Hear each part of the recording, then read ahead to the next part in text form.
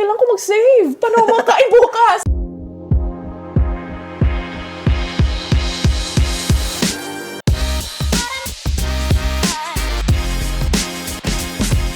Hello mga ka-investees, and welcome to our special episode of Money Series by BPI Wealth.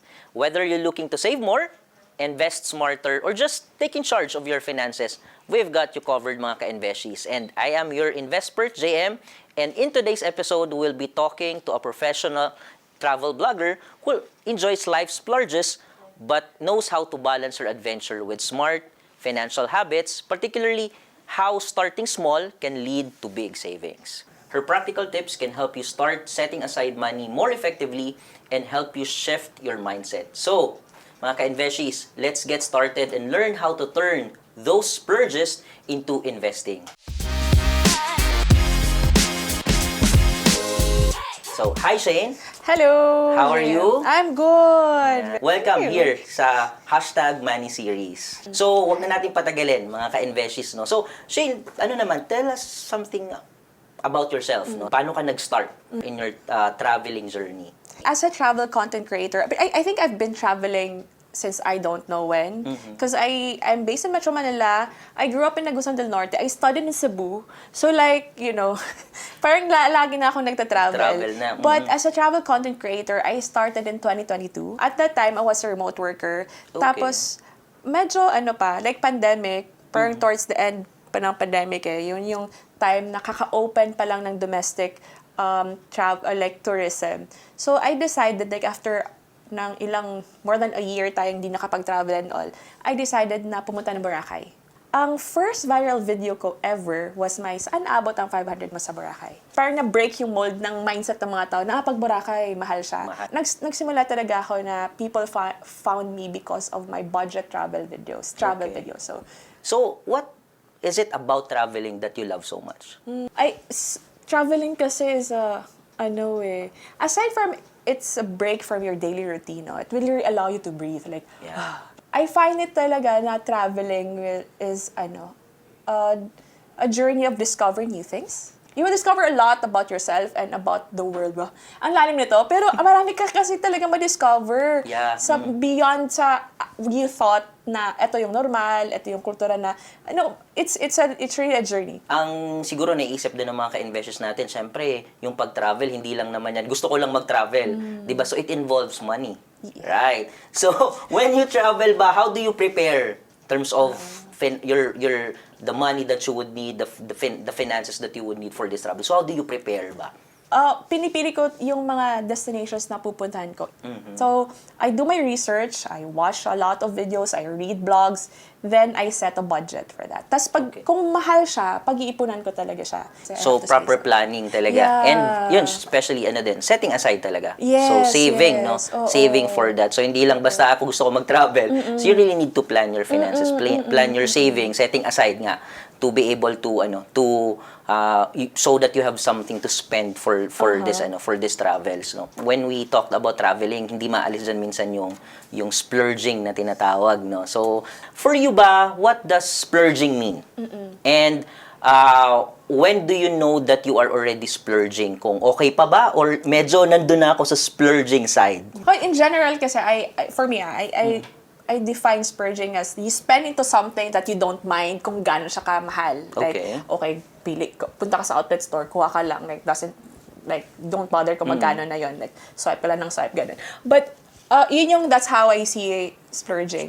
Kaya when I travel talaga, I try to set a budget, tapos I try my best to stick to that budget. So siguro mga ka-investors natin, syempre magtatanong din, since you're more into traveling talaga, you've been in so many places, how do you choose this travel destination? So may mga specific parang checklist para sabihin mo na I'll go to this place. And how do you go to these places and still look at your goals and coming up with yung content creation mo na masabi mo this place is okay for what my objective as a content creator.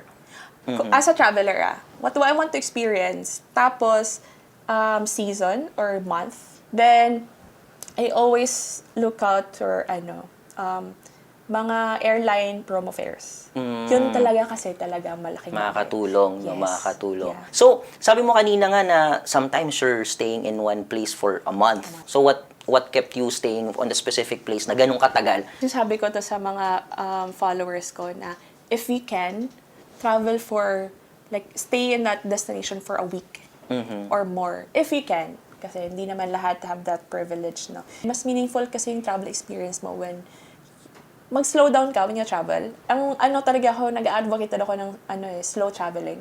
So you get to experience or like at least witness how the locals live. Correct. Mas meaningful ang lugar.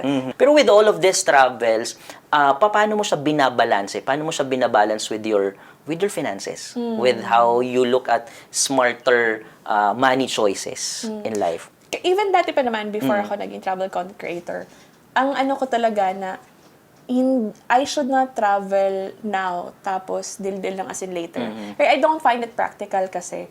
So before, as part of my plans, part of my research, nagsiset ako ng budget na nakakategorize yung mga expenses ko.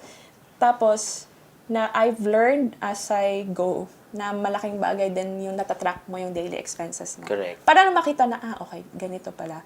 On track pa ba ako sa expenses ko, what is coming in and what is going out, no? Yeah. So, do you also consider yun nga, since nagta-travel ka, sabi mo, madaming mga considerations, so there are also some things, may mga risks involved dyan, di ba? Do you also have some funds for emergencies and whatnot in your budget? Yeah, dapat talaga. Yes. Hindi talaga pwedeng mag-travel ka na enough lang yung money mo. Yeah. I've learned this a very hard way. Kasi, naalala ko, hindi talaga hindi ko na pwedeng ma-experience yun. I was 25, so okay naman tayo, 25-year-old self. So, I traveled to Europe. Tapos, kaya hindi ako mindful in my expense. Isip ko, may darating naman na sweldo, ganun siya. Dahil nag-overspend ako, parang, since a point na, nag-account ng magkano namang coins ko. Coins na lang. Coins, ganun. Tapos, kailan ko mag-save? Paano makain bukas? And so, moving on with your traveling. So, how do you further go back on track pag medyo nawawala ka na? Pag ganun, pag nakita ko na, oopsie. Medyo malayo na. Medyo malayo na siya. Talaga, nagka-cut talaga ako ng expenses, ng daily expenses ko. Kung saan ako pwedeng makat. So, that's how you go back on track, no? So, changing, yun nga, I think you said then a while ago, yung changing your habit talaga when it comes to spending, no?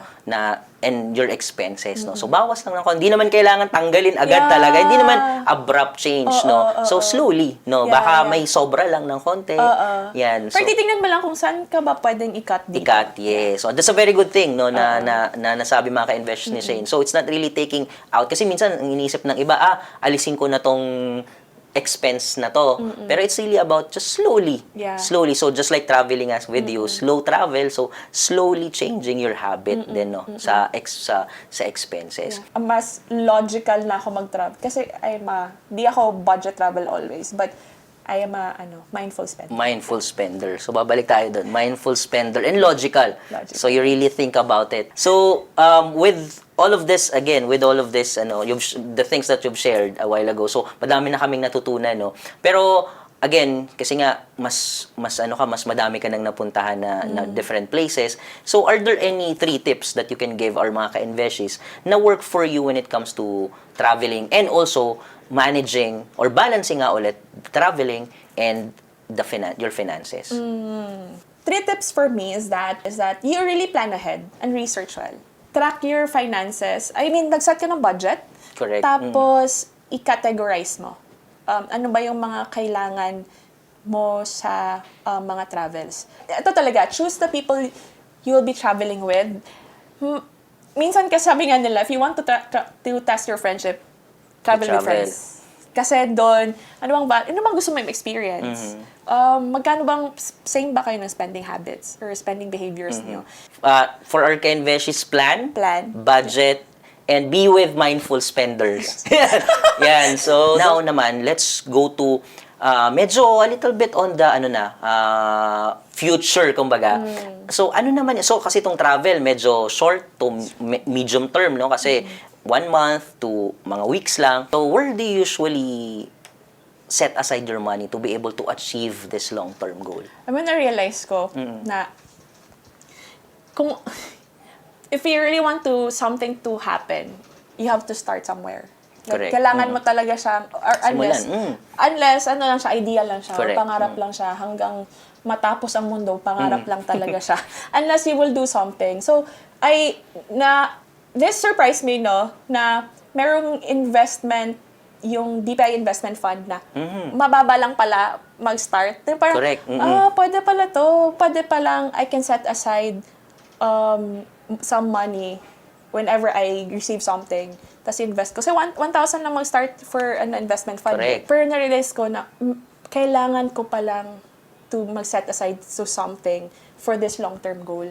Or else, hindi ko talaga marating to. I have to start somewhere. Yeah. So, yun naman talaga importante, no? So, sabi mo nga, hindi lang naman hanggang sa inisip mo lang na I have this goal. So, putting it into motion. Yeah. So, having a plan. And yun nga, yung plan mo is really to set aside money. And it's a very good thing na nasabi mo yung BPI investment funds, no? Na, yun nga, along with our mga ka-investors, 1,000 pesos na lang to start. And sobrang dali na lang talaga to open, no? So you can open it. Dati kasi, you need to open it. You need to go to your nearest BPI pa, no? Yung investments na sa BPI investment funds, you can do it online na. So you can do it through e-invest na, no? So sobrang dali na lang. You don't need to fill up forms. So just sa computer mo lang, you can already open an investment account. And it's very affordable. Yes, So, yes, 1,000 yes. pesos.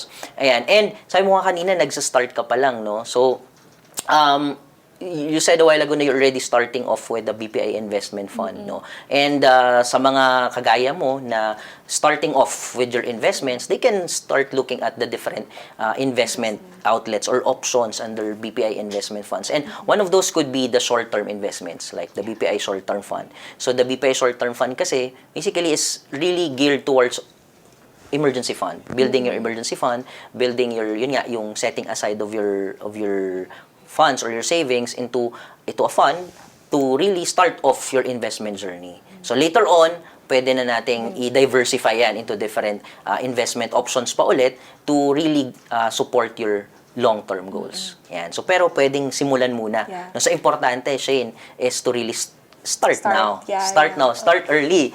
Yan. Yeah. Pero ikaw ba, how do you usually do it? Yung pag-set aside, no? Yung nga, small amounts, pero doing it on a regular basis. Malaking bagay yung doing it in a regular basis. Kaya, you start small and then pag naging habit mo na siya, hindi na siya ganun kasakit. So, making it a habit talaga. Making it so, a doing habit, yeah. regular. So, magiging part na siya ng day-to-day mo. Hindi mo na napapansin. And eventually, makikita mo na lang, medyo malaki na. Medyo malaki malaki na yung naipon ko, no? Yeah. A lot of our, siguro, mga ka-investors are overwhelmed nga. Sabi mo kanina, to really, before your mindset, ang emergency fund, you really look at big amounts to really set up your emergency fund. Pero, yun nga, 3 to 6 months, possibly. So, what are your thoughts in overcoming this? So, paano kaya nila ma-overcome tong yung feeling na, ang laki nung kailangan ko munang maipon to be able to start my emergency fund, to start my investment journey?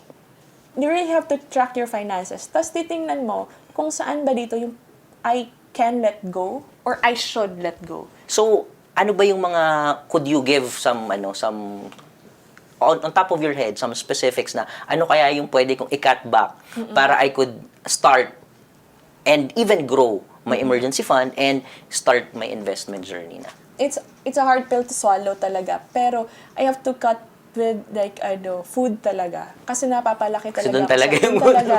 And also, pag nandito ako sa Manila, yung na-realize ko, pag umuwi ko dito, lagi ako nag-eat out, then out, meet with friends, gano'n. Pang isang labas mo lang, 1,000 na yun.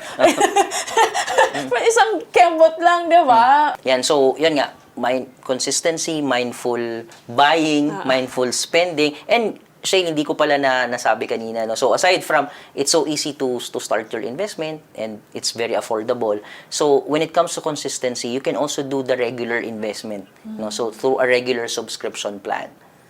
Auto-deduct. Yes. That's Oo. So, 'di ba? So, nice. wala ka nang isipin during your travels, naka-set up na. So, so mindful ano na din investing. That's Right? Oo. So, nice. ano ka na, easy investment through online, and then you're also doing regular investments through the regular subscription plan, and that ano na addresses your consistency in investments, That's no? nice. Kasi hindi mo to mararamdaman eh. Pag Correct, auto-deduct. yes. Auto-deduct. Yeah, So, hindi mo yeah. na alam. Yeah. Eventually na lang makikita mo na nag-grow na pala nag-grow siya. na pala yung yung investments ko. So, yung mga ka-investors natin can also look at this regular subscription plan. What advice can you give our mga ka-investors who wants to start setting aside money in investing without naman parang taking out the lifestyle that they have? Imagine the life that you want to have in the future. Like, what is your long-term goal? Yung imagine, gusto mo mag-travel lagi? Or gusto mo bang di na when you retire, yung chill-chill ka na lang? Then, start now. Kahit konti lang. You really have to you sacrifice some things for that life that you want to have. You really have to start somewhere. Maybe there are things na, kasi pag masyadong, hindi ko naman kaya, later na, hindi talaga mangyayari yun. So Correct. you really have to start somewhere. And Yeah, sacrifice some things. Yeah, and so again, we really learned a lot from Shayne, no. So again, thank you very much, Shayne, for sharing those insights. Marami ako natutunan, and I think our mga ka-investors marami ring mga natutunan from Shayne, no. So with that, we really appreciate you being here in our third episode of #Money Series, no. And siguro just to recap what we have discussed, a very fruitful discussion in by the way, no. Yun nga, nakuha natin really plan, budget, and really be a mindful spender and sticking to your plan. Doing it small steps. Yun nga, changing your habit is very important. Changing the way you think about how you spend and how you invest and plan your finances. So again, maraming salamat kay Shayne. Maraming salamat. Sana yung mga ka-investors natin, maraming natutunan. So again, just like the other episodes sa mga ka-investors natin, invest early, live comfortably, and #live your best life. Live your best life. Ayan. So, that wraps up our special episode of #Money Series. A huge thank you to our guest Shayne for sharing her insights on how to shift your mindset.